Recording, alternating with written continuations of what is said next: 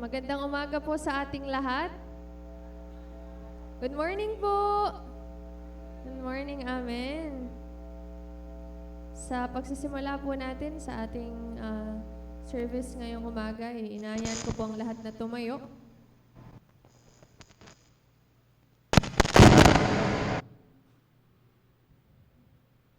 Amen. Sa pagkakataon pong ito ay inaanyahan ko ang lahat na mag-alay ng panalangin sa ating pagsisimula.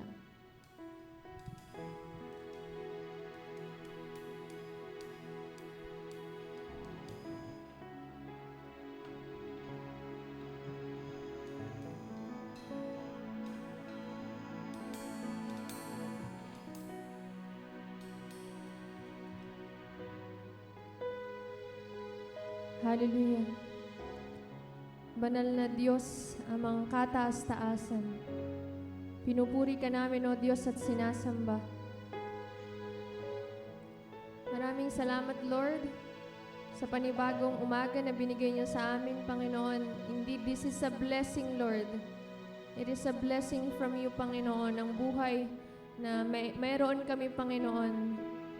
Ginising niyo kami ngayong umaga, Panginoon, upang maghanda at magpuri ng sama-sama, Panginoon, bilang isang malaking pamilya, O Diyos.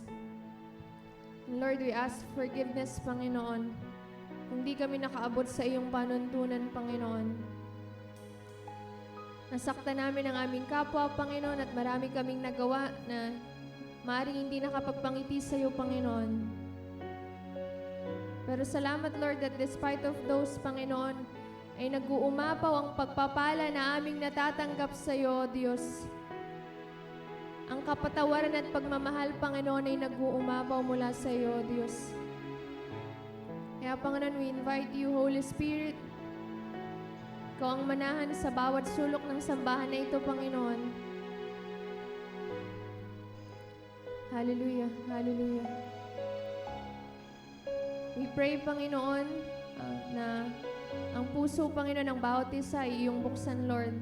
And that the wisdom, Panginoon, na nanggagaling sa iyo, ang iyong ibigay, Panginoon, sa mag-share ng iyong salita, Panginoon, ngayong umaga, Lord. Na walang sino man ang makita, Panginoon, kundi ang iyong kalwalhatian, O Diyos. Ang iyong kapurihan lamang, O Ama. Unite us, O Lord, in worshiping you in spirit and in truth. Maraming salamat, Panginoon. Ang iyong ngalan lamang ang aming tinataas. Salamat, ito ang aming samot na langin sa pangalan ni Jesus. Ang lahat po ay magsabi ng Amen. Palakpakan po natin ang Panginoon. Hallelujah! Amen. Magandang umaga po. Batiin po natin ang ating mga kasama ngayon. Magandang umaga po sa ating lahat. Amen. Nasa ikalawang buwan na po tayo ng ikalawang hati ng taon na ito. Napakabilis po ng panahon. Tunay na napakabuti din naman ng Panginoon. Amen. So, hayaan niyo po na basahin ko ang prayer for Ephesians. Na siyang pinagmulan ng bawat sambahayan sa langit at sa lupa, idinadalangin kong palakasin niya ang inyong buhay espiritual ayon sa kanyang kayamanan at kadakilaan sa pamamagitan ng kanyang espiritu. Naway manatili si Kristo sa inyong mga puso sa pamamagitan ng inyong pananalig sa Kanya. Dalangin ko na ang lahat ng inyong gawain ay nag-uugat sa pag-ibig upang lubusang maunawaan nyo kasama ng mga hinirang ng Diyos kung gaano kalawak, gaano kahaba, gaano kataas at gaano kalalim ang kanyang pag-ibig. At naway malaman nyo ang buong pag-ibig ni Kristo na hindi kayang abutin ng pag-iisip upang kayo'y mapuspos ng kapuspusan ng Diyos. Sa Kanya na makagagawa ng higit pa kaysa maaari nating hilingin at isipin sa pamamagitan ng kanyang kapangyarihang naghahari sa atin. Amen. Tunay po na walang imposible sa Panginoon. Ang kanyang biyaya ay sapat at higit pa. Kaya sama-sama po tayong sumamba sa Panginoon.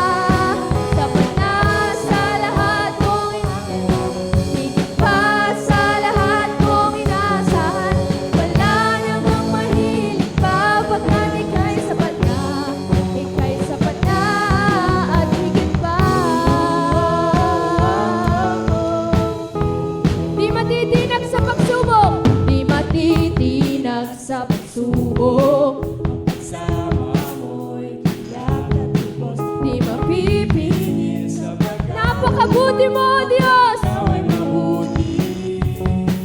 Oh, napakabuti. Ikaw ang aking pastol, hindi magkukulang. Sapat na at higit pa, biyaya mo'y at higit pa. Sapat na sa lahat kong pangangailangan, higit pa sa lahat kong inaasahan. Wala nang ang mahirap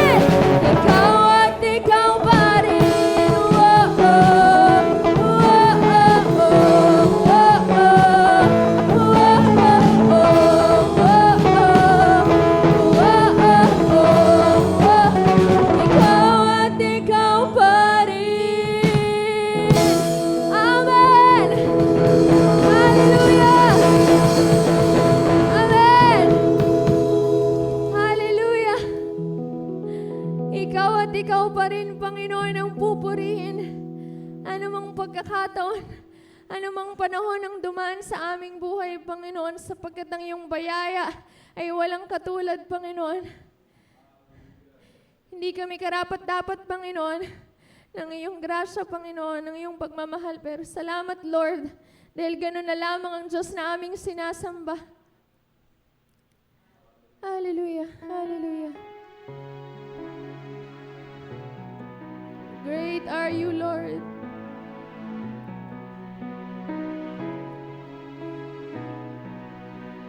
Salamat, Panginoon. Hindi kami nakaabot sa iyong panuntunan, Lord. Pero gayon na lamang ang iyong pagmamahal sa amin na iyong mga anak. Hallelujah. Let's continue to give praise.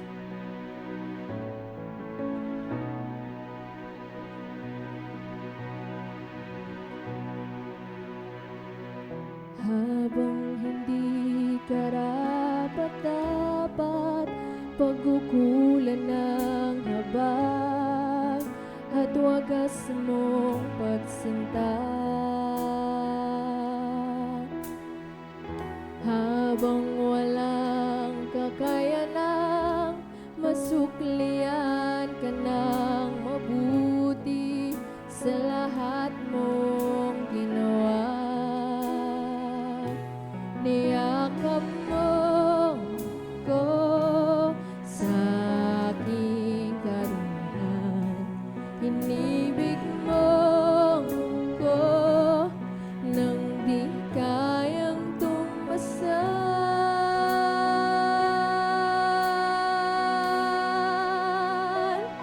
O Diyos ng katarungan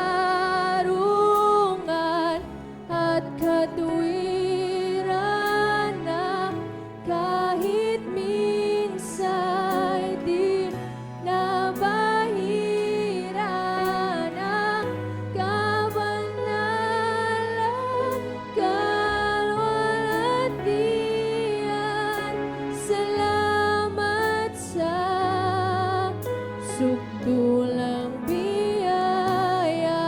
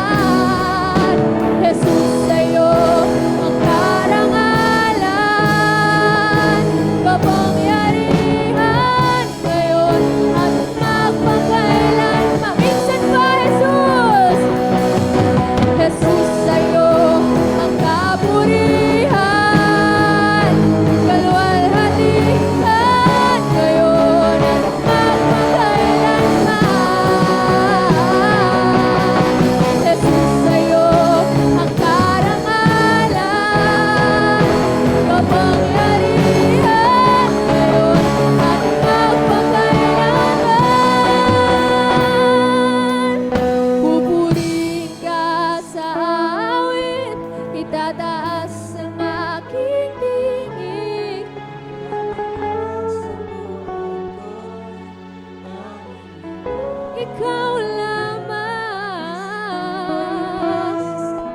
higit pa sa kalangitan.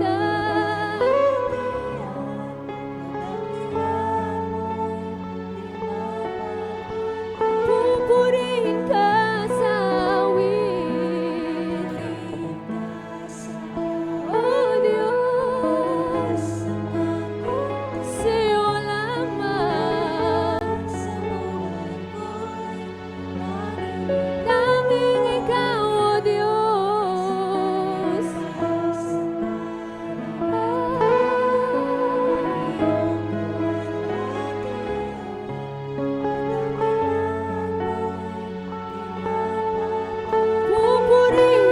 Pupurihin ka sa awit.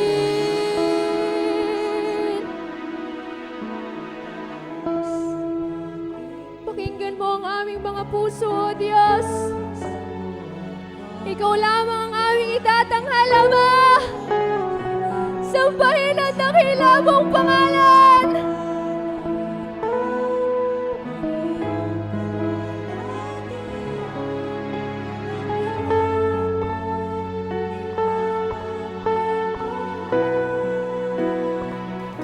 Come on, let's give our praises to our God.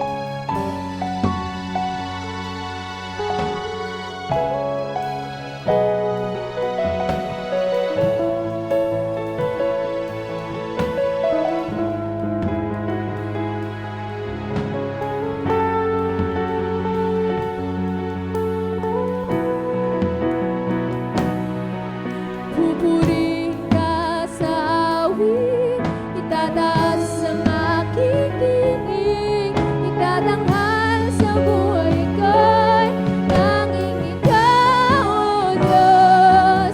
Higit pa sa kalangitan, ang iyong kaluwalhatian, kadakilaan mo'y di mababantayan. Jesus, dakila ka, dakilain ang ngalan mo. Come on, let's give praise. Jesus, Jesus, Amen. We give you all the praise. We give you all the praise. Hallelujah. Amen. Amen. Isa pa pong malakas na palakpak para sa ating Panginoon. Amen.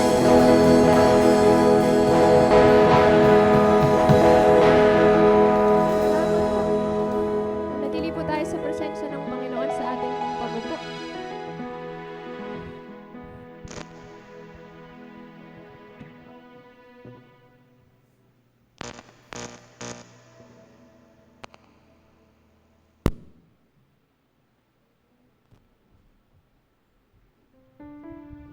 Amen. Napakasarap po magpuri sa Panginoon. Amen? Naalala ko po yung verse na sinabi sa Hebrews chapter 4 verse 16 na tayo ay lumapit ng may katapangan sa trono ng biyaya upang makamtan natin ang ating mga pangangailangan. Every time na lumalapit tayo sa Panginoon, pag nakikita natin yung mga weaknesses natin at mga inabilities natin, parang nakakayang lumapit sa trono ng biyaya ng Lord. Pero nakakalapit tayo hindi dahil sa ating katuwiran, sa ating righteousness, kundi dahil sa ginawa ng Panginoong Yesus. Amen? Amen. Sa atin pong pagbibigay, nais ko lang pong basahin. I was reminded with Elisha. During the time na merong babaeng may naglilingkod sa Panginoon ng pamilya, namatay ang asawa niyang prophet, nagkautang-utang siya ng malaki at sinisingil na siya nung pinagkakautangan niya. Pero si Lord, sa kabila ng mga kautangang na yon, pinagpala siya ng Panginoon. So, basahin ko lang po at imaginein natin kung paano nagpapala ang Panginoon. May isang byuda na ang asawa ay dating kaanib sa grupo ng mga propeta. Isang araw humingi siya ng tulong kay Eliseo. Sinabi niya, patayin na po ang asawa ko na inyong lingkod. At alam niyong kung gaano niya iginagalang ang Panginoon. Ngunit ngayon, ang tao po na pinagkakautangan niya ay dumating upang kunin ang 2 kong anak na lalaki at gawing alipin. Sinabi sa kanya ni Eliseo, anong maitutulong ko sa iyo? Sabihin mo sa akin, ano ang mayroon ka sa bahay mo? Sumagot ang babae, wala po, maliban lang sa kaunting langis at olibo sa lalagyan. Sinabi ni Eliseo, puntahan mo ang lahat ng kapitbahay mo, manghiram ka ng maraming sisidlan. Pumasok kayo ng mga anak mo sa bahay nyo at isara ang pinto. Ibuhos ang langis sa lahat ng sisidlan. Itabi ang bawat sisidlan na mapupuno mo. Kaya ginawa ng babae ang inutos ni Eliseo sa kanya at sinara ang pinto ng bahay. Pagkatapos, dinala sa kanya ng mga anak niya ang sisidlan at nilagyan niya ito ng langis. Napuno na ang lahat ng sisidlan, sinabi ng isa sa kanyang mga anak, bigyan mo pa ako ng sisidlan. Sumagot ng anak, wala ng sisidlan. At tumigil ang pag-agos ng langis. Pumunta ang babae kay Eliseo na lingkod ng Diyos. Sinabi ni Eliseo sa kanya, umalis ka, ipagbili mo ang langis, at bayaran mo ang utang mo. May matitira ka pang sapat na pera sa ikabubuhay nyo ng mga anak nyo. So, sa paglilingkod po natin sa Panginoon, maaring may times na mayroon tayong challenges, pero hindi kinakalimutan ng Lord ang ating faithfulness sa Kanya. The Lord will bless us in our faithfulness to God. So, sa pagbibigay po natin sa Panginoon, hawakan po natin ang ating mga kaloob at i-bless ni Lord ang lahat ng pagbibigay na ito. Tayo po ay manalangin. Dakilang Diyos, salamat Panginoon sa pag-aalaala mo sa amin, sa aming mga pagkukulang Panginoon. Salamat o Diyos na ang mga salita mo nagsasabi o Diyos na nakakalapit kami sa inyo hindi dahil sa aming mga katuwiran, sa aming righteousness, sa aming mabubuting gawa, kundi dahil sa Panginoong Hesukristo na namatay para sa amin. Lord, sa aming pagbibigay ngayon, salamat sa privilege of giving to your ministry, O Lord God. Thank you for blessing us, giving us wisdom that we can able to work and do business, O Lord God. Lord, kayo, nire-recognize namin na sa inyo nanggagaling ang mga pagpapalang ito. Kaya po, O Diyos, marapat lamang natanggapin mo, O Diyos, ang aming gesture of gratitude sa kabutihan at katapatan mo sa amin at sa aming pamilya. Lord, alam po namin hindi kalabisan ang ipanalangin na pagpalain mo kami, Panginoon.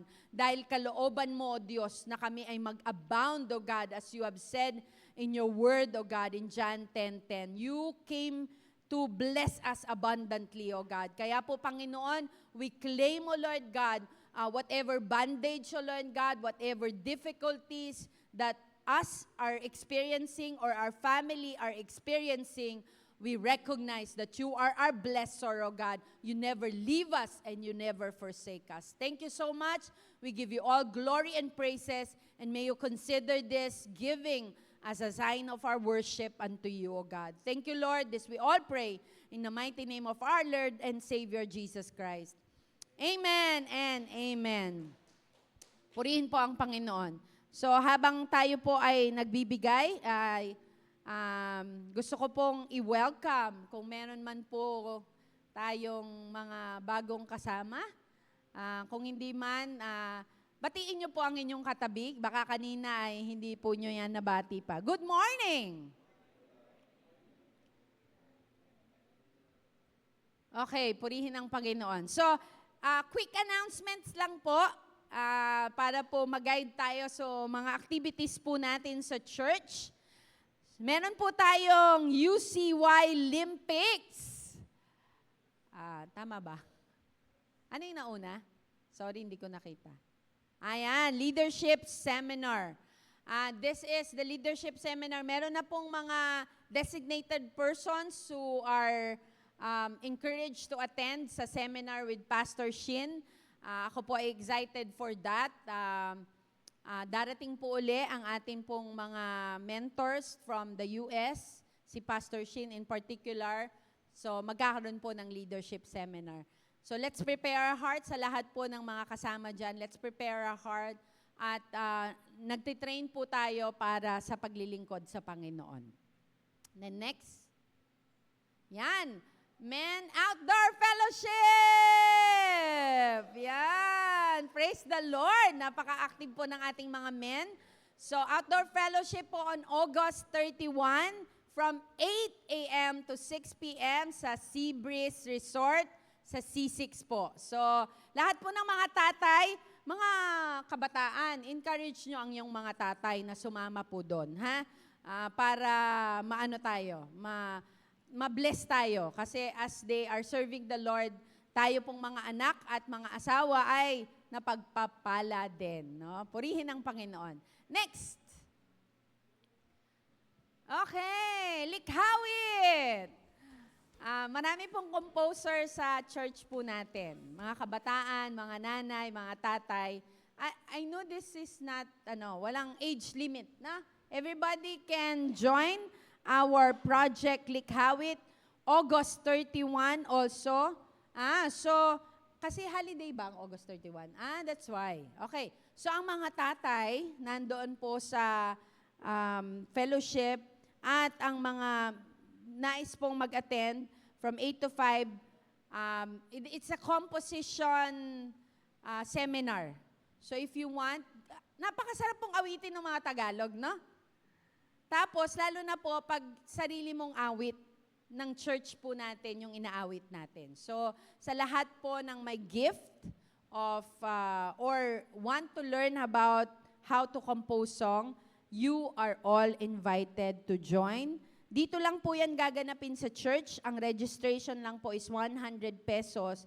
Palagay ko sa pagkain lang yan. Okay? And then, may 300 pesos para po may t-shirt po kayo. Okay? So that would be August 31 as well. Next one. Okay, meron pa po dito, UCY Olympics na gaganapin po sa mga kabataan. The UCY Olympics happened in 2025, was very successful. Kaya po, inulit po ng UCY, that will be August 22. So, check out the UCY page for more details. Okay, and on 5th Sunday, meron pong 5th Sunday this August, at meron po tayong Friends Day. It's our opportunity to bring our friends, our relatives dito sa church para po makipag-fellowship, and let's pray na makilala po nila at tanggapin nila ang Panginoon. So, that's all our announcement for today, and let's prepare our hearts to listen to the Word of God with our new series, When Blessings Becomes a Test. So, purihin po ang Panginoon, and let's welcome Pastor Norden Guevara.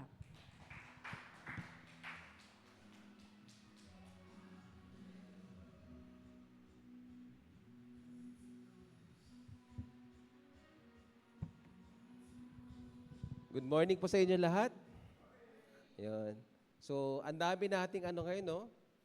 Punong-puno yung ating schedule, no? Nagkasabay pa nga yung yung men tsaka yung Kaya sinasabi ko, naku, nagkasabay kasi nga holiday yun. Yung 21, alam ko meron pa sila eh. Di ba? Hindi ko lang alam kung matutuloy ba yan. Kasi 21 is holiday din, di ba? Yan. Tapos meron pa pala, 4th Sunday, after ng second service, ay merong Leaders Fellowship, yung ginaganap po natin. Okay? So kasama na po yan. Alright. Parang may ako, no? May alingaw-ngaw. Parang may feedback eh. Yan. So good morning po sa inyo lahat. I hope na tayo pong lahat ay nasa mabuting kalagayan, nasa loob ng biyaya ng Panginoon. Pinagpapala po tayong lahat. Yan po yung panalangin po natin. At tayo po ay nakasandal sa biyaya ng Panginoon sa atin. Amen ba? Sabi mo sa katabi mo, ikaw ba ay pinagpapala ng Panginoon? Yan. So, maganda yan kasi yan yung pag-uusapan natin ngayong buwan na to. So, ang brand new series po natin, actually Stewardship Month po ngayon. Okay? So, ang series po natin ay When Blessings Become a Test. Sandali. Parang ano yata yan Parang kakaiba yata yan, di ba? When blessing become a test. Parang mapapatanong kagad ako, Pastor, tama ba talaga yung naririnig natin? Tama ba talaga yan? No? Pwede bang maging pagsubok ang pagpapala? Di ba? Na ano nyo ba? O nga no. Usually, ang pagsubok, yung mga paghihirap. Pero ito, ang pag-uusapan natin, pwede palang maging pagsubok ang pagpapala. Yan po yung pag-uusapan natin. Para po, ma-illustrate po natin ito. So, imagine po ninyo, isang araw, biglang gumaan ang buhay ninyo. Okay? Maganda ang trabaho, maganda ang kita. Actually, dumating yung promotion, so lumaki ang kita. Tapos may negosyo pa na tumatakbo. Dumami ang income. Nabawasan ang utang. Okay? Nagkaroon ng financial breakthrough. Tapos, nakabili ka ng mga sasakyan, nakabili ka ng mga bahay. Tapos, yung mga anak mo, napagtapos mo, napag-aral mo sa magagandang eskwelahan. Healthy ang buong pamilya. Mas komportable na ang buhay. Okay? Pero siyempre, kapag gumaganda ang buhay, mas nagiging busy na. Mas nagiging busy na rin ang time po natin, no? Ito ang tanong. Kapag dumating ba ang lahat ng iyon sa buhay mo, mas mapapalapit ka ba sa Diyos o unti-unti kang makakalimot sa Kanya? Yan ang challenging na question. Karamihan, siyempre, sasagot, hindi naman, Pastor. Hindi ko makakalimutan ng Diyos. Di ba? Yan naman ang automatic na sagot ng mga Kristiyano. Pero paano natin masisiguro yan? Paano tayo makakasure? Di ba? Paano natin masasabi na kapag dumating ang tagumpay at kasaganahan sa buhay natin, mas magiging faithful pa rin tayo sa Panginoon? Yan po yung pinaka-topic po natin ngayon. Isa pang tanong, ano kaya ang mas malaking danger sa isang pamilya? Ang panahon ba ng kakulangan o ang panahon ng kasaganahan? Saan po doon? Kapag binasa po natin yung ating main text ngayong buwan na to, Deuteronomy chapter 8, makikita natin na ang isang nakakagulat na katotohanan, hindi lang pala kahirapan ang pagsubok, maging ang kasaganahan ay pagsubok din. Okay? Kaya po ang subtitle actually, kasama po sa title yan, Remembering God in the Land of the Plenty. Ang subtitle po talaga niyan ay How to Prosper Without Forgetting the God Who Provides. Okay? At ito po ang series, big idea po natin.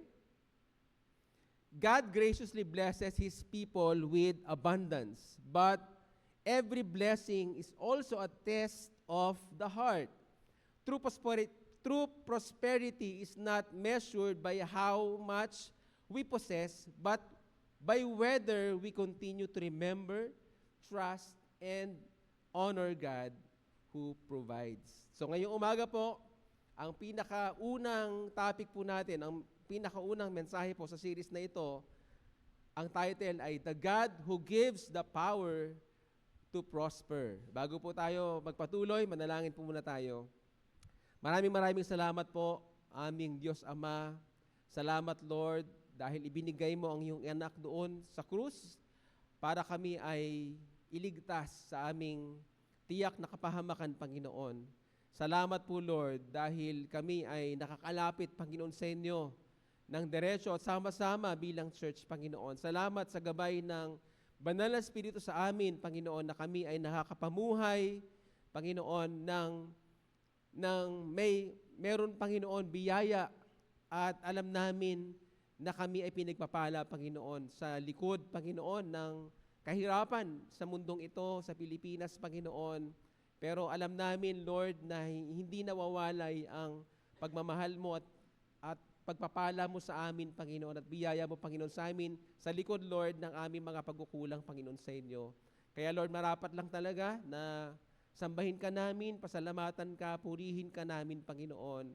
At this time, Panginoon, pahintulutan mo kami na makinig kami ng nakafocus, Panginoon, makuha namin ang tinig mo, marinig namin at makuha namin, Lord, ang mensahe na nagmumula, Lord, sa iyong salita, Panginoon.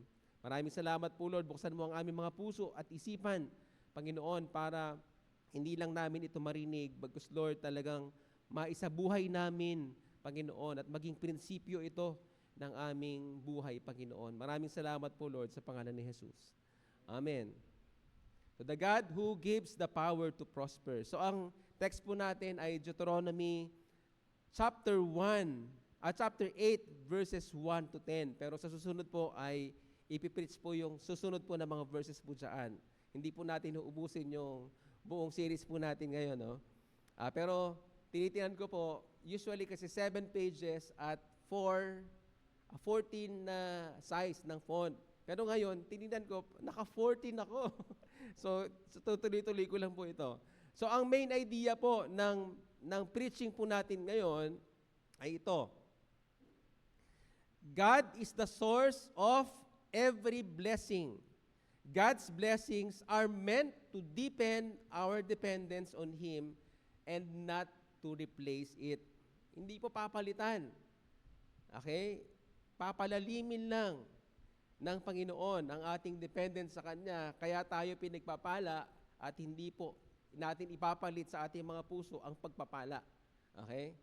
So sa madaling salita, yun, lahat ng pagpapala ay galing sa Diyos at ang layunin ng Diyos ay, at sa pagpapala ay hindi para palitan siya. Okay? Kundi para lalo tayong matutong umasa at magtiwala po sa Kanya. Yan po yung mensahe po natin ngayon. So, maikling historical background lamang po bago natin himayin ang ating pong passage. Tingnan po natin, ano nga ba yung Deuteronomy 8 or Deuteronomy po mismo? Ano yung kalagayan po nila noon? So, ito po ay, yung Deuteronomy 8, isa sa mahalaga o pinakamahalagang chapter sa buong aklat ng Deuteronomy. Okay, dahil ito po yung huling mensahe. Ito yung puso ng huling mensahe ni Moses sa Israel bago sila pumasok sa Promised Land. O, so, medyo nagiging familiar na tayo po dito dahil lagi po natin itong napag-uusapan. No? So ano ang sitwasyon nila noon? Nasa kapatagan sila ng Moab. Meron akong mapa dyan. No?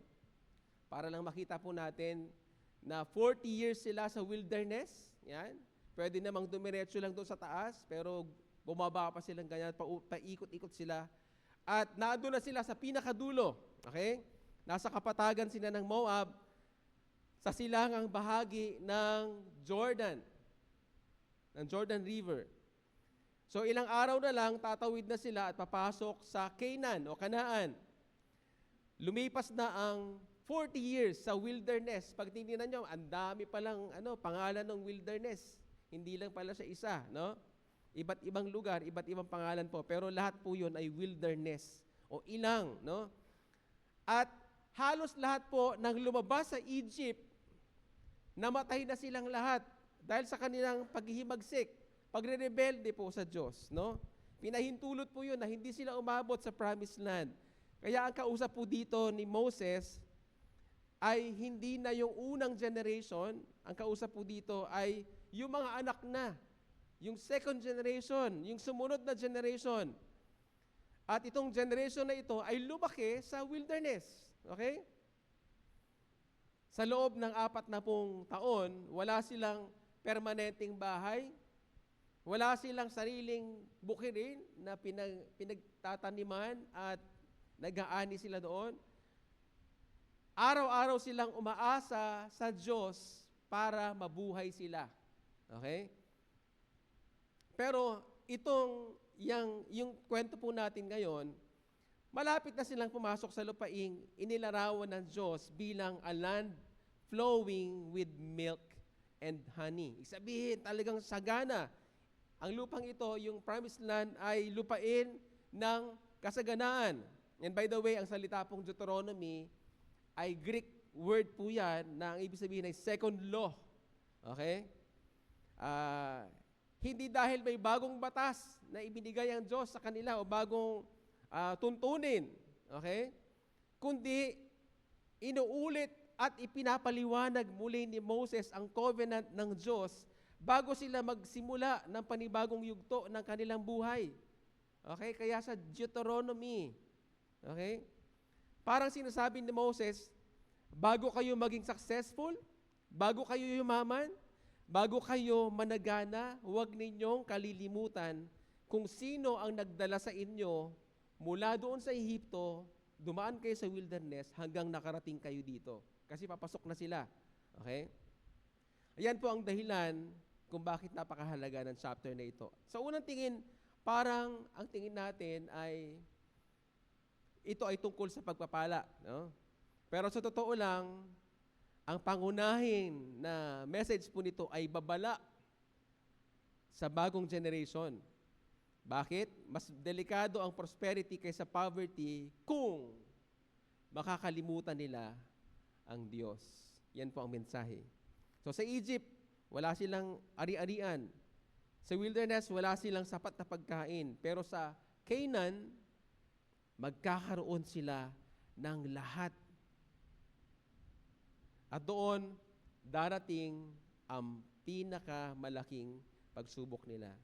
So, hindi na kung kaya ba nilang magtiis sa kahirapan. Okay? Kundi kung maalala ba nila ang Diyos kapag sila ay hindi na nahihirapan. At kung tutusin, hindi ba yan din ang tanong sa umagang ito, no? Kapag dumating ang kasaganahan sa buhay natin, maalala pa rin ba natin ang Diyos? So ngayong umaga, may 3 katotohanan tayong matututunan mula sa paalala po ng salita ng Diyos through kay Moses sa bagong generation ng Israel at sa atin din po. Dalangin ko po na maging paalala rin ito sa atin habang patuloy tayong pinagpapala ng Panginoon. Una na katotohanan, galing po sa salita ng Diyos, God leads us before He blesses us. God leads us before He blesses us. Ang unang katotohanan, may blessing sa obedience. Na lagi po nating narinig yan kay Pastor Dina. There is blessings or there is blessing in obedience. So sabi po sa Deuteronomy 8:1 and 2, sabi po dyan, be careful to follow every command I am giving you today, so that you may live and increase and may enter and possess the land the Lord promised on oath to your ancestors. Remember how the Lord your God led you all the way in the wilderness these 40 years to humble and test you in order to know what was in your heart, whether or not you would keep His commands. So mapapansin ninyo na dito po ay malapit na mag-retire si Moses at ipapasa niya na po ang pamumuno kay Joshua sa bagong generation, no? At kung iisipin po natin sa dami ng maaari niyang sabihin o ibilin, ang una niyang sinabi ay be careful to follow every command. Sa madaling salita, sundin ninyo ng mabuti ang bawat utos. So hindi selective, all. Okay, yan din ang utos sa atin, di ba? Sa Great Commission, di ba? Ituro ang lahat, hindi selective lang, hindi yung favorite lang po natin. Hindi yung pipili lang tayo ng utos na gusto nating sundin, tapos sasabihin natin sumusunod tayo sa Diyos. So hindi ganon. Kundi bawat utos, no? So alam natin, ang Diyos ang nagbigay ng 10 Commandments, no? Sa Exodus 20. At pagdating sa Deuteronomy, paulit-ulit itong binabalikan ni Moses, nire-recite nila. Okay? Bakit? Bakit kaya paulit-ulit? Kayo ba? Gusto nyo rin paulit-ulit? Dahil alam niya ni Moses na hindi sapat na minsan lang marinig ang salita ng Diyos, ang kautusan. Kailangan itong paulit-ulit na marinig hanggang maging bahagi na ito ng kanilang buhay. Para lang mga magulang natin, di ba? Sino dito yung mga anak? Taas kamay. Lahat tayo, di ba? Di ba? Yung mga magulang, paulit-ulit. Di ba? Paulit-ulit. Alam nila yan, di ba? Mamaya, nandito siya. Mag-aral ka na mabuti, di ba? Ano yun? Mag-ingat ka. Manalangin ka. Mag-church ka. At kung ano-ano pang maraming paulit-ulit na mga magulang. Bakit nila inuulit? Kasi hindi yun dahil nakakalimutan niya. Kaya inuulit niya. O kaya naman bingi tayo. Hindi. Ito ay dahil gusto ng mga magulang na makasiguro sila na naiintindihan ng mga anak at susundin nila. Kaya paulit-ulit. So ganun din ang Diyos sa atin. Paulit-ulit niyang ipinapaalala ang salita ng Diyos sa atin para maging bahagi ito ng pamumuhay natin, maging prinsipyo natin, at magagawa natin sa buhay natin. Okay? Kaya napakaganda po ng sinabi sa Joshua 1:8. Okay? Huwag mong kalimutang basahin ang aklat ng kautusan, i-meditate mo ito araw-araw, araw at gabi upang magawa mo ang lahat ng nakasulat dito. Sa ganoon, magiging masagana at matagumpay ang iyong buhay. Same. Okay? So, pansinin po ninyo yung order, no? Sinabi ng Diyos, magiging successful ka muna. Hindi yun sinabi ng Diyos, na maging successful ka muna and then saka mo ko sundin. Hindi ganon. Ang sinabi, sumunod ka muna at pagpapalain ka. Ganon po. So sa verse 1, sinabi po ni Moses na kapag sumunod ang Israel, ang buong Israel sa Diyos, mabubuhay sila, dadami sila, at makakapasok sila sa lupaing ipinangako ng Panginoon. So ganun po. And then pagdating sa verse 2, pinaalala niya na 40 years kayo nasa wilderness. So hindi yun aksidente. Sinadya yun ng Panginoon sa kanila. May layunin kasi ang Diyos doon sa wilderness. Hindi po sayang yung panahon na paikot-ikot sila doon. Kung tutuusin, marami silang natutunan. Okay? Hinubog po sila doon. Hinayaan po ng Diyos na maranasan nila ang iba't ibang pagsubok doon para makita nila o para makita talaga ang totoong laman ng puso nila. Kung mananatili ba silang sumusunod sa Diyos o hindi. At marami pong pagsalansang ang ginawa ng Israel sa Diyos. Yun din naman ang katotohanan sa atin. May tendency tayo talaga na makalimot sa lahat ng ginagawa sa atin ng Panginoon. May tendency tayo lagi na makalimot sa Diyos, sa kabutihan ng Diyos, sa pagpapalan ng Diyos. May tendency din tayong panghinaan sa loob o sa pagka marami na tayong pagsubok sa buhay, may tendency rin tayong manghina at mag-question sa Panginoon. Pero tandaan po natin, God's preparation always comes before God's promotion. Pinapadaan lang tayo doon sa mga mahihirap na bahagi ng buhay kasi may pagdadalhan po sa atin. Pagpapalain po tayo ng Panginoon. So, hindi po inuuna ng Diyos ang blessing. Inuuna niya ang character natin bago tayo i-bless. Hindi inuuna ang destination na nandun ka na kagad. Inuuna na mag-transform tayo, transform tayo according to God's design sa atin. So, paano po natin i-apply ito? Don't rush God's process. Huwag po nating mamadaliin ang timing, ang proseso ng Diyos.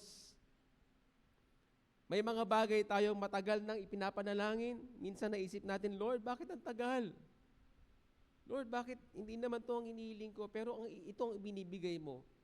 Tandaan po natin, kapag ang Diyos ang nangunguna, ang delay ay hindi denial. Pag Diyos ang nangako, tutuparin at tutuparin niya. Hintayin lang po natin. Minsan, ang delay ay preparation. No? Habang naghihintay tayo, may ginagawa ang Diyos sa ating puso at pahintulutan po natin na gumawa lang po ang Diyos sa atin. Kadalasan, mas mahalaga ang ginagawa niya sa atin kaysa doon sa hinihingi natin. Kaya, stay faithful where God put you today. Manatili lang po tayong nananampalataya, hindi natitinag sa ating pananalig sa Panginoon. Kasi bago tayo dali ng Diyos sa ating promised land, maging tapat muna tayo sa ating wilderness. Kung estudyante ka, mag-aral ka na mabuti. Kung empleyado ka, maging tapat ka at mataas ang integrity. Kung leader ka, maglingkod ka na mapagkakatiwalaan ka. O do the extra mile. Kung magulang ka, mahalin at gabayan ang iyong pamilya.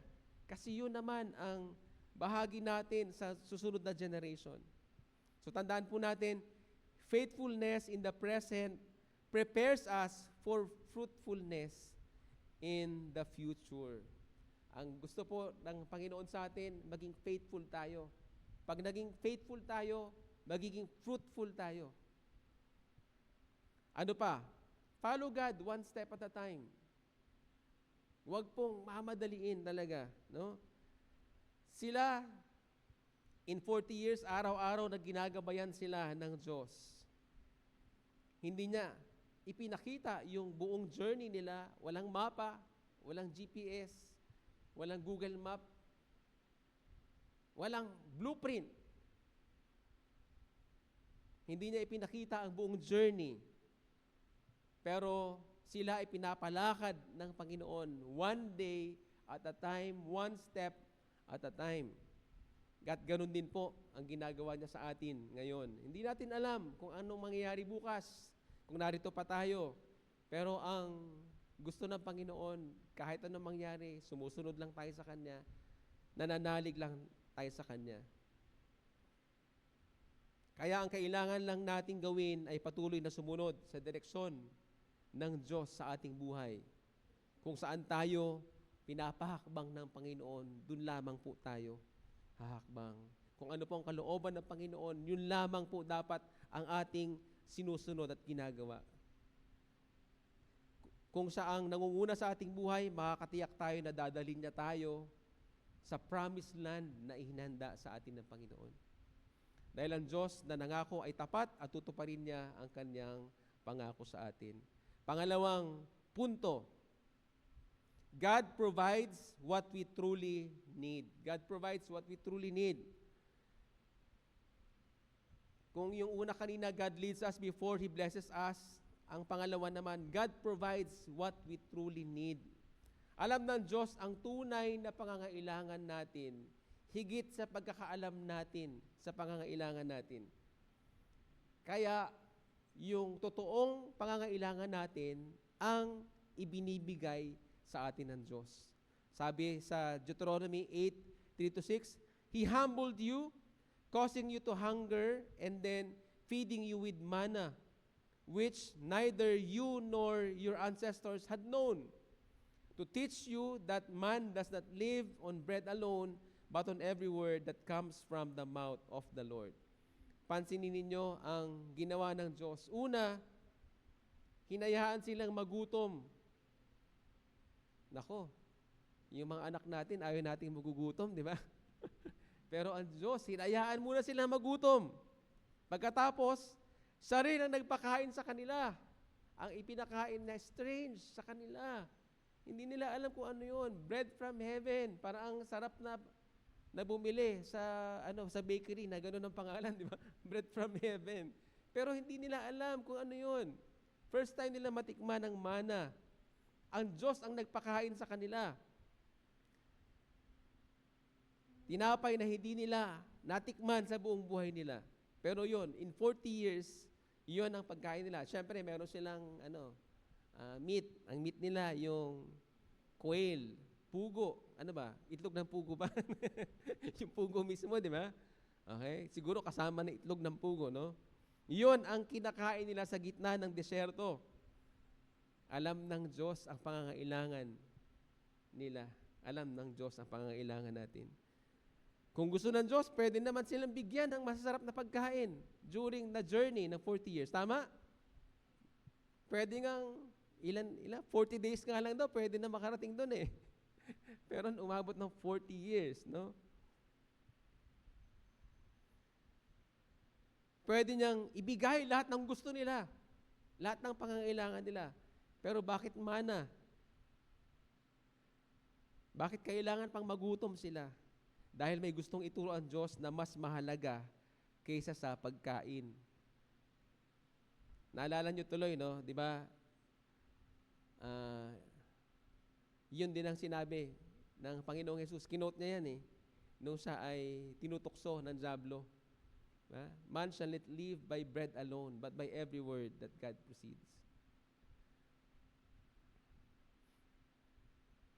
Meron ba sa inyong nakaranas na dahil konti na lang ang bigas, ilulugaw na lang para magkasya sa pamilya? Si Yaying natutuwa eh, kasi ganun daw kami noon. Diba? Nakaranas ba kayo ng mga ganyan, no? So, minsan, di ba, kung ano yung nasa bahay, yun ang kakainin, di ba? Kung ano-ano na lang na pagkain. Walang pangalan, yung ulam. Marami sa atin nakakaranas ng ganyan, no? Pero tanungin ko kayo ngayon, pinabayaan ba kayo ng Diyos? Hindi, di ba? Dito pa nga rin tayo eh. Buhay pa rin tayo, malakas pa rin, maaaring may karamdaman, pero di ba, pinahintulutan ng Panginoon na daanan natin lahat yun, no? At patuloy po tayong pinagpapala at sinasamahan ng Panginoon. Amen ba? Tanungin nyo sa katabi nyo, ikaw ba, binibilis ka pa rin ni Lord ngayon? Sige na, tanong nyo. Honestly, nararamdaman mo pa rin ba ang blessing o ang nakikita mo na lang ipagsubok sa buhay? So,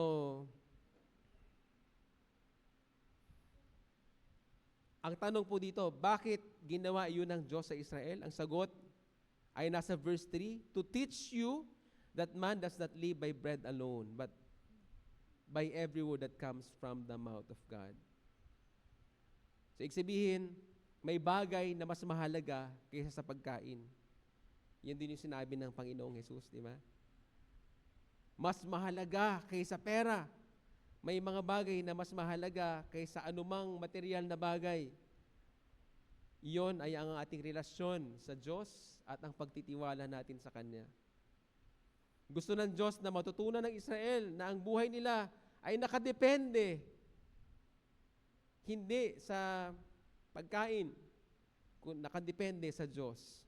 Minsan may mga pagkakataon na hindi ka agad sasagutin ng Diyos ang hinihingi natin.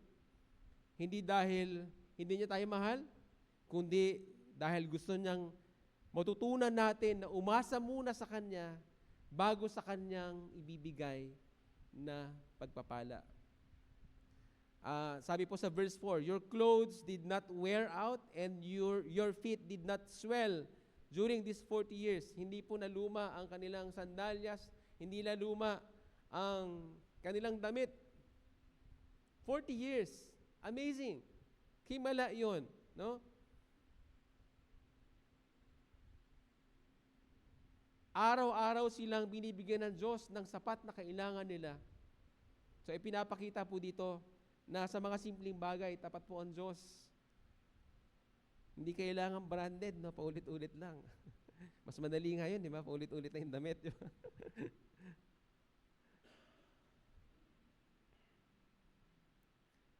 Pati sa mga maliliit at pang-araw-araw na pangangailangan, tapat po ang Diyos, no?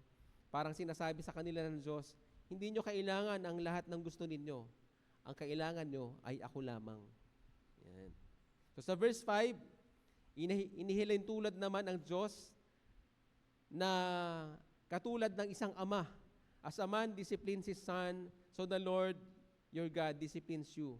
So alam po nating lahat ito, lalo ng mga magulang, kapag dinidisiplina natin ang ating mga anak, dahil ito ang, hindi dahil para saktan sila, kundi alam natin na mapapabuti sila at yun yung pagmamahal na minsan kinokontra na ng mundong ito, di ba? Huwag daw paluin, huwag daw disiplinahin ang anak. Hindi po totoo yun. Ang sabi ng Biblia, pagpamahal yun, pag dinidisiplina. So kabaliktaran. And then pagkatapos po noon, sa verse 6, observe the commands of the Lord your God, walking in obedience to Him, and revering Him. So pansinin ninyo, muli na namang bumalik si Moses sa obedience. Dahil kapag nakita natin ang katapatan ng Diyos sa pagpo-provide, ang tamang tugon ay hindi maging kampante, kundi sumunod, magpuri, sambahin ang Diyos. No? So in application, kung ang Diyos ang nagbigay ng tunay nating pangailangan, paano natin ito isasabuhay? Unang suggestion ko po to apply, prioritize God's Word more than your daily bread. Mas unahin po natin ang salita ng Diyos na sundin. Bago po tayo gumawa ng lahat, unahin po natin ang salita ng Diyos. Ano ba ang sinasabi sa akin ng Diyos ngayong araw na to? Bago mag-Facebook, bago mag-social media, bago gumawa ng lahat, magbukas muna ng Biblia. Bago humingi ng provision, makinig muna sa kanyang tinig. Napakahalaga po nun. Huwag yung pengi kagad. Magpasalamat muna sa Panginoon. Ugaliin natin pakainin ang ating kaluluwa araw-araw muna ng salita ng Diyos. And then ano pa? Trust God's provision even when you don't see it yet.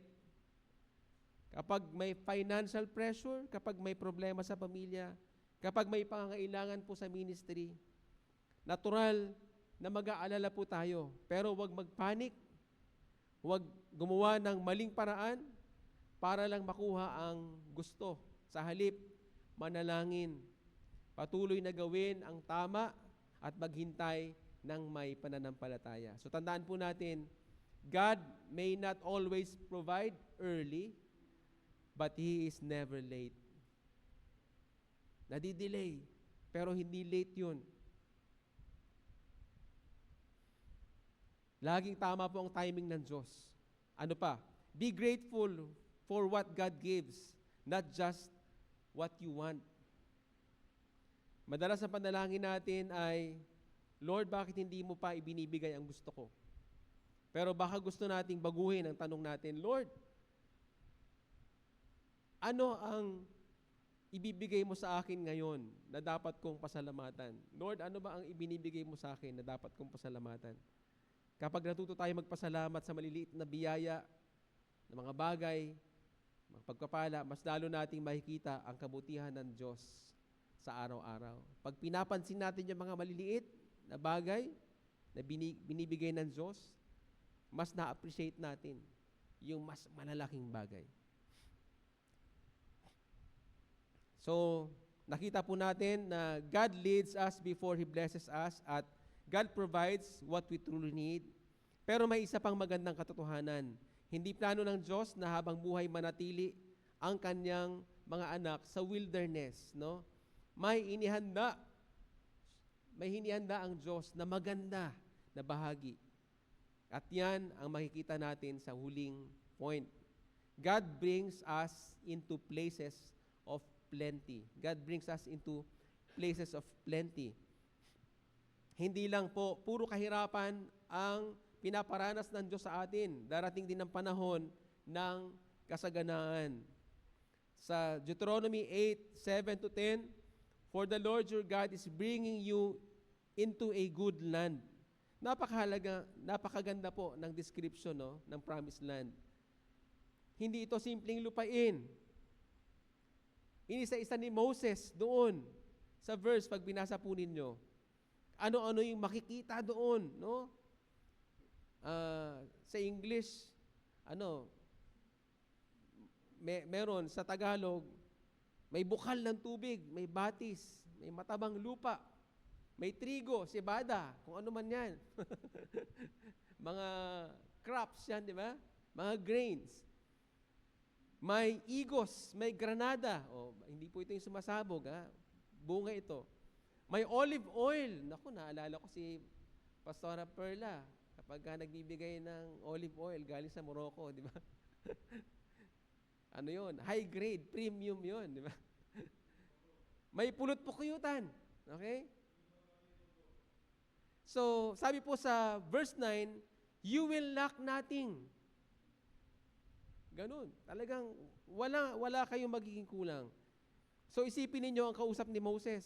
Ito yung mga taong 40 years na nakatira sa disyerto, walang sariling bahay, di ba? Walang bukirin. Walang sarili. Umaasa lang sila araw-araw. Ngayon, pinapakita sa kanila ng Diyos ang isang lupain kung saan hindi na sila magkukulang. Hindi ba nakaka-encourage yun? Ang wilderness ay hindi permanenteng tirahan ng mga anak ng Diyos. May panahon ng paghihintay, may panahon ng paghubog, may panahon ng pagsubok, pero may panahon din ng fulfillment at pagtupad ng Diyos sa Kanyang mga pangako. May panahon na dadalhin tayo ng Diyos sa lugar na Kanyang pagpapala. Kaya kung may dumaraan man sa atin na mga mahihirap na sitwasyon ngayon, pinagdadaanan lang po natin yan. Ang gusto po ng Diyos talagang pagpalain po tayo kung tayo ay susunod sa Kanya. Gusto ko pong mapansin ninyo ang isang napakahalagang bagay. Hindi lang inilarawan ng Diyos ang pagpapala, binigyan din niya ang Israel ng babala. At ito ay para din po sa atin. Sa verse 10, when you have eaten and are satisfied, praise the Lord your God for the good land He has given you. Napansin niyo ba? Hindi sinabi ng Diyos, kapag kumain na kayo, mag-celebrate lang kayo. O kaya hindi sinabing, kapag yumaman na kayo, i-enjoy nyo lang. Ang una niyang sinabi, kapag nakakain na kayo at nabusog na kayo, praise the Lord. Bakit? Dahil alam ng Diyos, ang puso ng tao, makakalimot sa Kanya pag pinagpala na. Pag naka-receive na ng marami, makakalimot sa Panginoon. Kapag kulang tayo, madali tayong manalangin. Pero kapag busog na tayo, kapag maganda na ang buhay, kapag stable na ang negosyo, kapag lumalaki ang kita, kapag maayos na ang pamilya, doon nagsisimulang matukso na sabihin, ako gumawa nito. Ako nagpundar nito. Ako ang may gawa nitong lahat. Hindi ko kailangan ang Diyos. Yan po ang tendency. Kaya yan po ang gustong iwasan ng Diyos. Kaya bago pa man nila maranasan ng kasaganaan, itinuro na kaagad ni Moses ang tamang response. Kapag pinagpapala kayo, sabi ni Moses, purihin niyo ang Diyos. So ganoon din po ang sinasabi sa atin. Kapag pinagpapala tayo, purihin natin ang Diyos. Huwag mong hayaan na ang blessing ang pumalit o ay pumalit sa blesser. Huwag mo nating hayaan na ang regalo ang mas mahalin natin kaysa sa nagbibigay ng regalo. So in application, kung tayo man ay dalhin ng Diyos sa panahon ng kasaganaan, at alam ko po na darating po ito lahat sa atin, paano tayo mananatiling tapat? Una, celebrate the giver more than the gift. Ang mas hangarin natin ay yung nagbibigay kaysa ang regalo. Natural po na matuwa lang tayo pag pinagpapala tayo ng Diyos. Pero siguraduhin natin na malaki ang ating pasasalamat sa nagbibigay ng regalo sa atin. Kapag na-promote ka, purihin ng Diyos. Kapag lumago ang negosyo, purihin ng Diyos. Kapag nababayaran ng utang, purihin ng Diyos. Kapag naging maayos ang pamilya, purihin ng Diyos. Lagi pong ibabalik ang kaluwalhatian sa Diyos. Maghirap man o yumaman man. Don't let success replace dependence on God. Habang dumarami pa ang blessings, mas lalo dapat tayong lumalalim o yung dependence natin dapat lalong lumalalim sa Panginoon. Nakakalungkot pong isipin na minsan, nung wala pa tayong pera, mas lalo tayong nananalangin sa Diyos. Kapit na kapit tayo sa Diyos. Nung wala pa tayong trabaho, lagi tayong nasa church. Nung nagsimula pa lang yung business natin, lagi tayong nananalangin. Pero nung naging successful na, unti-unti nang nawawala ang oras natin sa Diyos. Yun po yung katotohanan at tendency po natin. Kaya mga kapatid, paalala po sa atin ito, yung series po natin ngayon. Kapag ka po nakalimot tayo sa Diyos dahil sa mga pagpapala niya, hindi po yun totoong prosperity, mga kapatid. Hindi tayo totoong nag-prosper kapag ka nakalimot tayo sa Diyos. Kung ang tagumpay mo ay dahil para lumayo ka sa Diyos, hindi yun blessing, yun ay danger.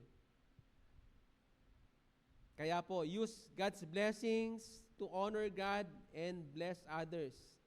Hindi tayo pinagpapala ng Diyos para gumanda lang ang buhay natin, mga kapatid. Hindi ganon ang purpose ng pagpapala. Pinagpapala tayo para maging pagpapala rin sa iba.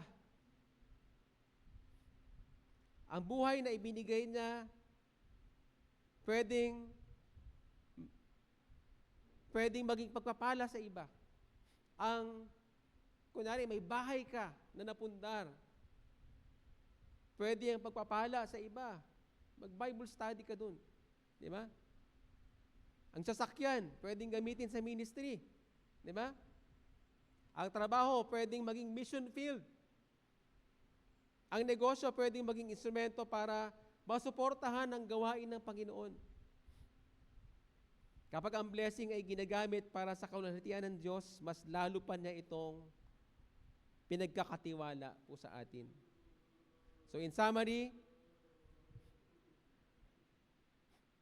malikan po natin yung tatlong natutunan natin ngayong umaga. Una, God leads us before He blesses us. Pinasusunod muna tayo ng Diyos bago niya tayo pagpalain. Pangalawa, God provides what we truly need. Hindi laging ang gusto natin ang ibinibigay ng Diyos, kundi yung tunay nating kailangan. At higit sa lahat, ang tunay nating talagang kailangan ay ang pagsama at ang presensya ng Diyos sa atin. Ikatlo, God brings us into places of plenty. Ang Diyos ay hindi lang Diyos ng wilderness, siya rin ang Diyos ng promised land. Tapat siyang tumupad sa kanyang pangako sa mga nananatiling sumusunod sa kanya. So, nakita na po natin yung tatlong katotohanan po na ito. Hayaan niyong mag-conclude po ako sa isang testimony. Naku, nakalimutan kong sabihin kasi iti-text ko sana kay Kuya Dennis at Ate Ruby na gagamitin ko yung testimony nila ngayon. So hayaan niyo po magtapos po ako sa kwento po nila, no?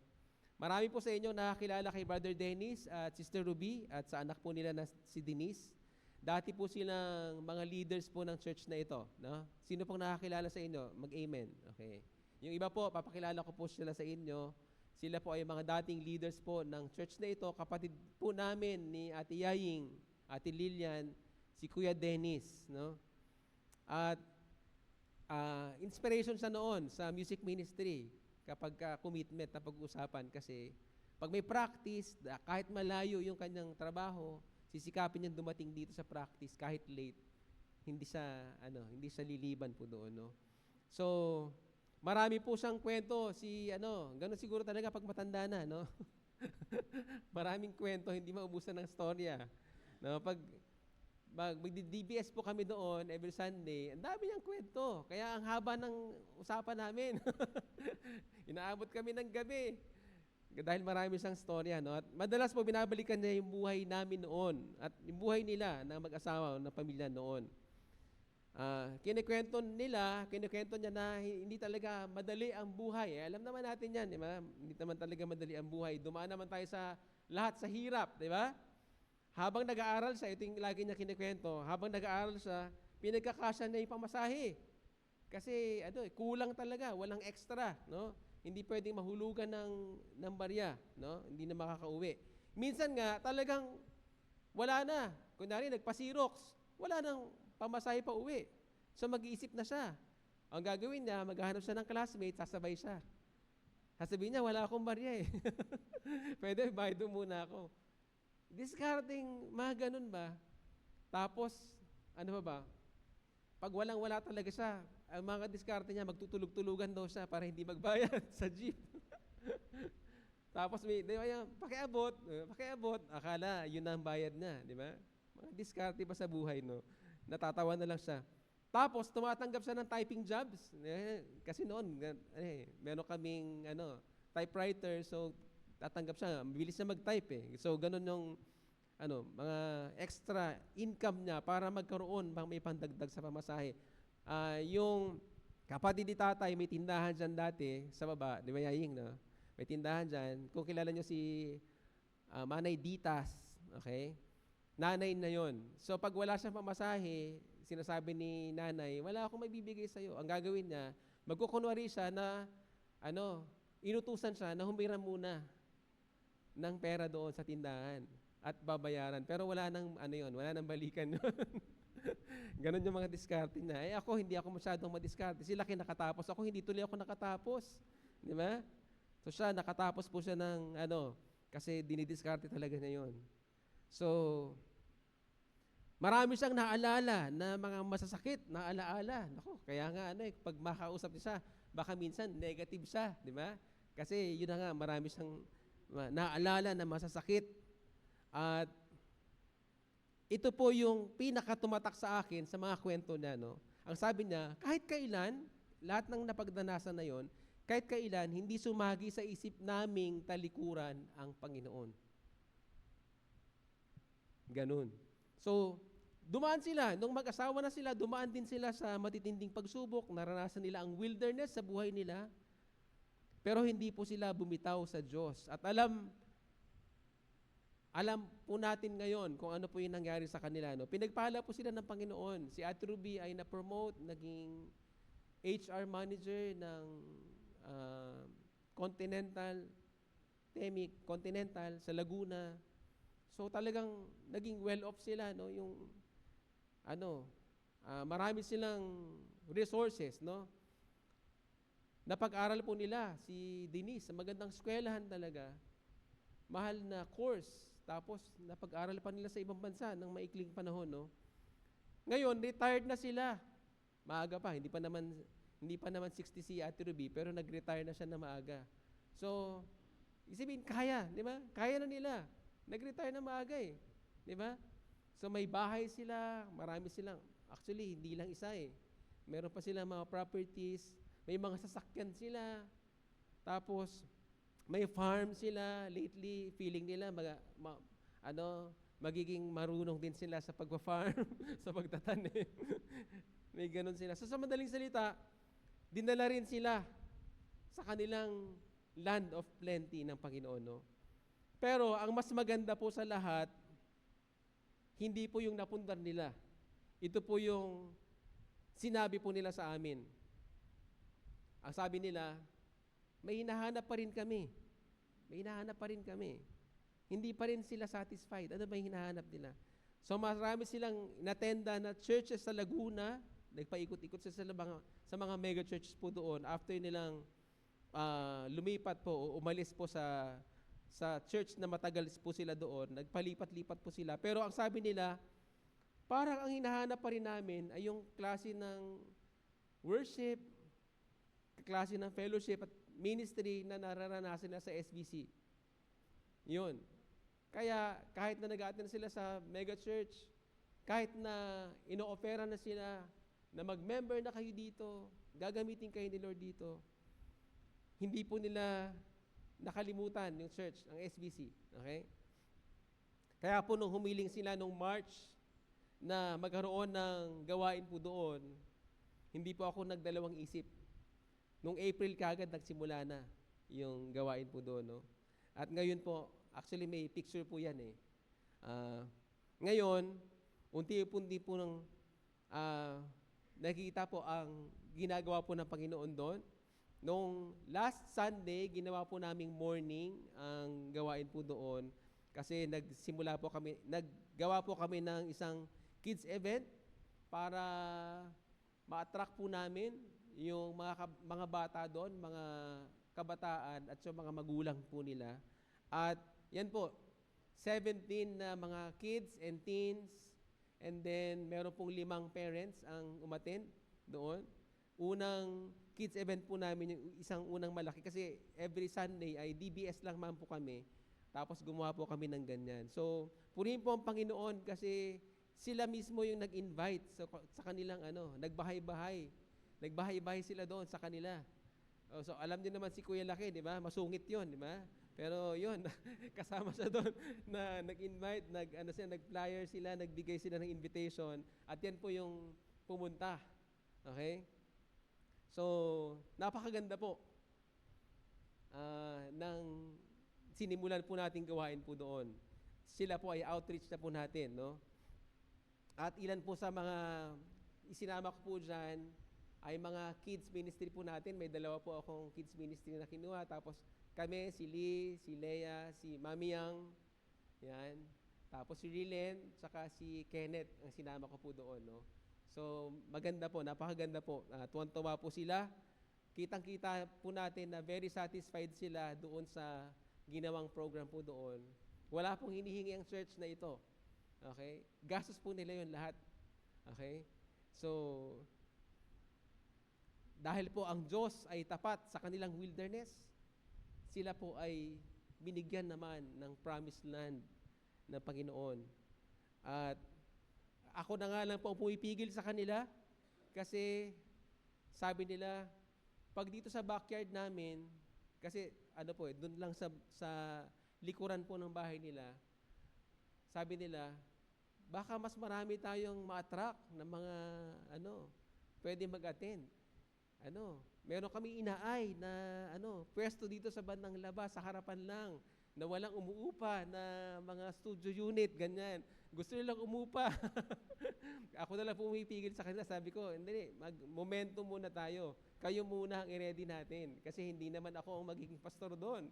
Di ba? Hindi ko naman sinasabing siya ang magiging pastor doon kasi baka umayaw siya bigla, di ba? Pero yun, kailangan matrain po sila. Ipadalangin po nyo kasi ganun po ang church planting. Kailangan meron pong tatayo doon na hindi po yung church planter kundi yung church, yung pong taga roon mismo ang mag-handle po ng gawain po doon. So, napaka-blessed po nila na pwede po gawin yun kapag ka ikaw ay talagang nagtiis muna at pinaranas sa iyo ng Panginoon yung mga ganong wilderness, no? At sa atin po, may ganyan din po tayo, no? I believe may mga ganyan po tayong lahat. Manatili lang po tayo maging tapat sa Panginoon at sumusunod sa Panginoon. At alam po natin, nakakasiguro tayo na meron pong promised land na ibibigay po sa atin ng Panginoon. So, mga kapatid, patuloy tayo na manalangin, patuloy tayo na maghintay, patuloy po tayong magtiwala sa Panginoon kung tayo ay nakakaranas ng wilderness ngayon. Huwag po kayong mawalan ng pag-asa. Ang Diyos ay gumagabay, kagaya ng paggabay ng Diyos sa Israel. Gagabayan din po tayo ng Panginoon. Pero marahil meron din po sa ating mga dumadaan naman sa panahon ng kasaganahan ngayon. Maganda ang trabaho, lumalago ang negosyo, unti-unting nababayaran ang mga utang, mas komportable na, nagiging komportable ang buhay. Kung ganon ang sitwasyon mo ngayon, kapatid, ito ang palaala ng Diyos sa atin. Huwag mong kakalimutan ang Panginoon. Dahil hindi lang ang kahirapan, ang sumusubok sa ating pananampalataya, maging ang kasaganaan ay pagsubok din. So balikan po natin yung title. Parang hindi po na-target yung title, no? The God who gives the power to prosper. Kasi yung power to prosper ay nasa verse 18 pa eh. 8:18, okay? Pero mga kapatid, ang Diyos na gumabay sa iyo ay siya ring Diyos na nagbigay ng kailangan mo. At ang Diyos na nagbigay ng kailangan mo, ang siya ring Diyos na magdadala sa iyo sa lugar na Kanyang pagpapala sa iyo. At kapag dumating po ang araw na maranasan natin ang tagumpay, kasaganahan at pag-unlad na hinahangad natin ngayon, sana ay hindi ito maging dahilan para mapalayo tayo sa Diyos. Sa halip, Nawa ang bawat pagpapala ay lalo lamang magpalalim sa ating pagtitiwala, pagsunod at pagmamahal sa Diyos. Dahil sa huli, ang tunay na prosperity ay hindi lamang ang magkaroon ng marami, kundi ang manatiling malapit sa Diyos na siyang pinagmumulan ng lahat ng ating pagpapala. Amen ba dyan? Manalangin po tayo. Maraming salamat po, Lord, sa napakayaman na salita mo sa amin, Panginoon. Salamat, Lord, dahil sa mga pagsubok sa buhay, Panginoon, pinapalakas mo kami, pinapatatag mo kami, Panginoon. Para, Lord, pagka kami ay pagpapalain mo na, hindi ka namin makakalimutan, Panginoon. Pero, Lord, patawarin mo kami kung sa mga may liliit na ginagawa mo, Panginoon, sa amin, ngayon pa lamang, Panginoon, ay nakakalimot na kami, Panginoon. Kaya naman, may warning ka sa amin, Lord, na bago mo kami pagpalain ng mas marami, Panginoon, ang warning, Panginoon, sa amin ay huwag kami makakalimot, huwag kaming lalayo, Panginoon, sa inyo. Patuloy kaming manampalataya, patuloy kaming sumunod, patuloy naming hanapin, Lord, ang presensya mo sa aming mga buhay. Dahil ikaw lamang, Panginoon, ang tunay na kayamanan sa aming buhay, Panginoon. Maraming salamat po, Diyos. Ang dalangin namin, ang salita mo, Panginoon, ay siyang talagang tumimo, Panginoon, sa amin. Magawa namin ito sa aming mga buhay. Alalahanin namin palagi, Panginoon, araw-araw ng aming buhay, Panginoon, para sa ganon, magawa namin ito, Lord. Maraming salamat po, Lord. At even, Lord, ngayon, sa aming Communion Sunday, Panginoon, ang dalangin namin, Lord, alalahanin din namin ang iyong ginawa doon sa krus, Panginoong Jesus. Na sa likod, Lord, ng aming mga pagkakasala, aming Diyos Ama, ibinigay mo ang iyong anak, ang Panginoong Jesus, para sa amin upang kami ay iligtas at hanguin doon, Lord, sa putik ng kasalanan, sa dumi ng kasalanan. At kami, Lord, ay linisin mo at bigyan, Lord, ng bagong buhay, Panginoon. Hindi lang ang buhay na narito, Panginoon, sa mundo, gusto yung buhay na walang hanggan, na mas mahalaga, Panginoon, kaysa sa pwede naming maranasang buhay dito, Panginoon, sa mundo. Pero ang lahat ng ito, Lord, ay pinagpapasalamat namin sa inyo.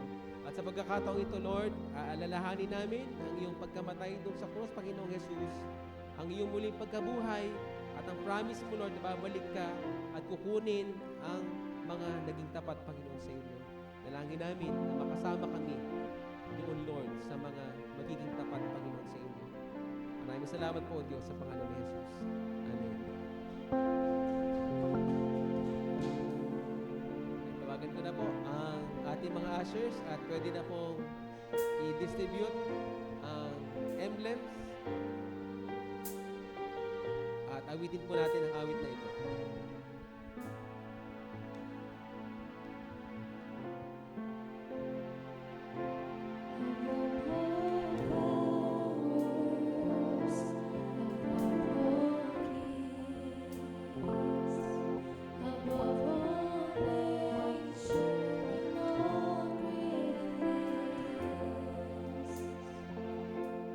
Above all wisdom and all the ways of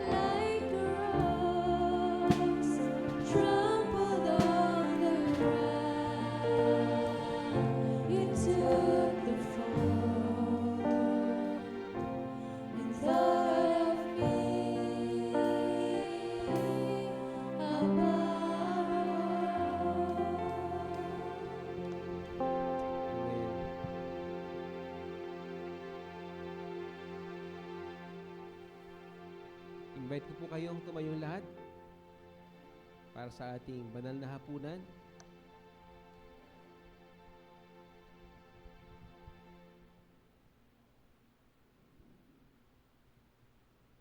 Hawakan po natin ang tinapay. 1 Corinthians 11:23-25.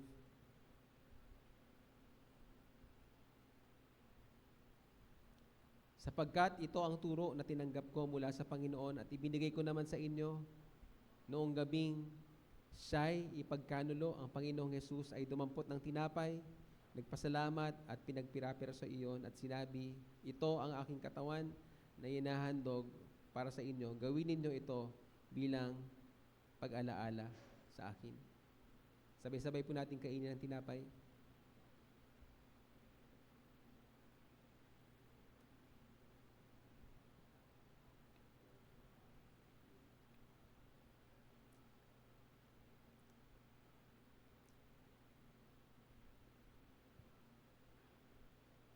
Hawakan po natin ang kopa. Matapos maghapunan, dumampot din ang Panginoong Hesus. Dinampot ang kopa at sinabi, ang kopang ito ang bagong tipan na pinagtitibay ng aking dugo, sabi ng Panginoon. Tuwing iinumin ninyo ito, gawin ninyo ito bilang pag-alaala sa akin. Sabay-sabay po nating inumin.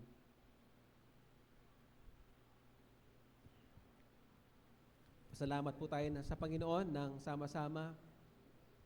Taas po natin ang ating mga tinig sa Kanya ng sabay-sabay sa pagpupuri, sa pagpasalamat sa Panginoong Hesus. Maraming salamat po, Panginoong Hesus, sa kaligtasan na ibinigay mo, Lord, sa amin, Panginoon. Salamat, Lord, aming Diyos Ama, sa pagmamahal mo sa amin, Panginoon. Salamat, aming Banal na Espiritu, na sinasamahan mo kami, Panginoon, sa araw-araw ng aming buhay, Panginoon. Salamat sa iyong mga salita, Panginoon, na nagtuturo, Panginoon, sa amin at nagbibigay ng babala, Panginoon, sa amin kung ano ang mga pagkakamali namin at kung ano, Lord, ang mga dapat naming gawin, Panginoon, sa aming buhay, Panginoon. Lord, wala kaming ibang kailangan sa mundong ito, kundi Ikaw, Panginoong Hesus. Panginoon, salamat po, O Diyos. Dalangin namin, Lord, na sa aming pag-iwahiwalay po ngayon, hayaan mo lang na maipamuhay namin, Panginoon, ng patuloy ang mga salita, Panginoon. Habang kami ay mag-aaral, maghahanap buhay, magninegosyo, Lord, habang makikisalamuha, Panginoon, sa labas, habang aalagaan, Panginoon, ang pamilya, Panginoon, habang mag-ministry, habang aabot, Panginoon, sa maraming mga tao. Dalangin namin na samahan mo kami, Panginoon, sa lahat ng ito. At Ikaw, Lord, ang siyang maluwalhati, Panginoon. Lord, ganun din, yung mensahe po, Panginoon, ngayon, dalangin namin na anuman ang maranasan namin, kami ay magpuri, Panginoon, sa inyo. Makaranas man kami ng paghihirap, salamat, Panginoon, dahil pinapatatag mo kami, Panginoon. Binibigyan mo kami ng pananampalataya, Panginoon. Sa mga kasaganan, Panginoon, na iyong pinaparanas at sa iyong ipaparanas, Panginoon, mapapurihan ka pa rin namin at hindi kami, Lord, makalimot. Ito, Lord, yung dalangin namin, Panginoon. Hayaan mo na ang pagmamahal namin sa inyo ay lalo pang lumalim, Panginoon. Kaya, Lord, pinupuri ka namin, pagmamahal mo, Lord, sa amin, ang biyaya mo, at ang pagsama mo, Panginoon, sa amin. Salamat po, O Diyos. Binabalik namin ang lahat, pinakamataas na papuri at luwalhati, Panginoon, sa inyo, sa pangalan ni Jesus. Amen. God bless po sa bawat isa. Magkamayan po muna tayo, magbatian po, mag-fellowship po sandali bago po tayo mag-uwian. God bless.